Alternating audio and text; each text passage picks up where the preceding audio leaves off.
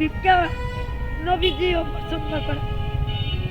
আমি তো ভিক্ষা করি পেটের খিদায়। ফুটপাতে বসে এক নারী পাটায় কিছু বাটছেন, তবে কোনো মশলা নয়। তিনি বাটছেন তাজা মেহেদি পাতা। একসময় মানুষের দাঁড়ে দাঁড়ে হাত পেতে জীবন চললেও আজ সেই হাতে পরিশ্রমের রং ছড়াচ্ছে। ভিক্ষাবৃত্তি ছেড়ে মেহেদি পাতা বিক্রি করে স্বাবলম্বী হওয়ার স্বপ্ন দেখছেন সংগ্রামী নারী কোহিনুর।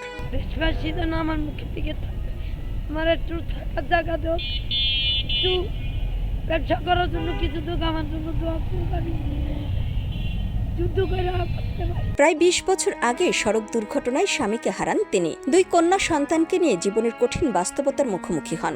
সন্তানদের মুখে দুমুঠো খাবার তুলে দিতে বাধ্য হয়ে বেছে নেন ভিক্ষাবৃত্তি। শুরুতে লজ্জায় কারো কাছে হাত পাততে পারতেন না, শুধুই কাঁদতেন। কিন্তু ক্ষুধার কাছে হার মেনে একসময় ভিক্ষাই হয়ে ওঠে জীবিকার একমাত্র উপায়। অনেকেই তাকে সাহায্য না করে তাড়িয়ে দিয়েছেন, করেছেন অপমানও। অতিরিক্ত বৃষ্টি নামতে যায়, একটা বাড়ির গেটে যাই, ফকিন্নি মনে করে গেট ধাওয়ায়া দেয়।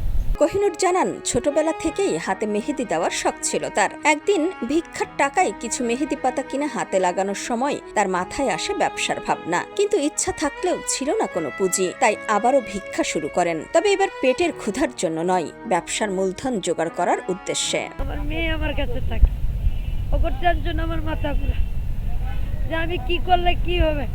আমি তো বইয়া থাকলে হবে না, আমার মাকে আমার সন্তানকে বাঁচাইতে হইবে। এ সময় তার সঙ্গে দেখা হয় এক ব্যক্তির সাথে। তার গল্প শুনে তিনি ২০০০ টাকা সহায়তা করেন। সেই টাকা দিয়েই শুরু হয় নতুন জীবন। প্রথম দিন ভ্যান গাড়ি থেকে ২০০ টাকার মেহেদি পাতা কিনে ব্যবসা শুরু করেন, কিন্তু সেদিনই ১৫০ টাকা লোকসান হয়। তবুও ভেঙে পড়েননি। পরদিন আড়ত থেকে কম দামে মেহেদি পাতা কিনে ধানমন্ডি ৮ নম্বর ব্রিজের গোড়ায় ফুটপাতে বসে বিক্রি শুরু করেন। কোহিনুরের একটাই আবেদন, সরকার যদি তাকে স্থায়ীভাবে একটি দোকানের ব্যবস্থা করে দেয় এবং থাকার জন্য একটি নিরাপদ জায়গা নিশ্চিত করে, তাহলে মেয়েদের নিয়ে সম্মানের সঙ্গে জীবনযাপন করতে পারবেন।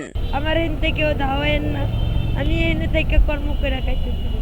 আমার অনেক জনগণ দেশবাসীর কাছে একটাই দাবি, বাবা তোমরা আমার মুখের দিকে তাকো। আমি একজন প্রতিবন্ধী, আমি হাঁটতে চলতে পারি না, কর্ম করে খাইতেছে।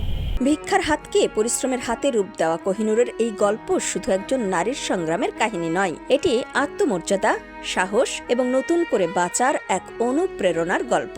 নিউজ ডেস্ক, সোনালী নিউজ।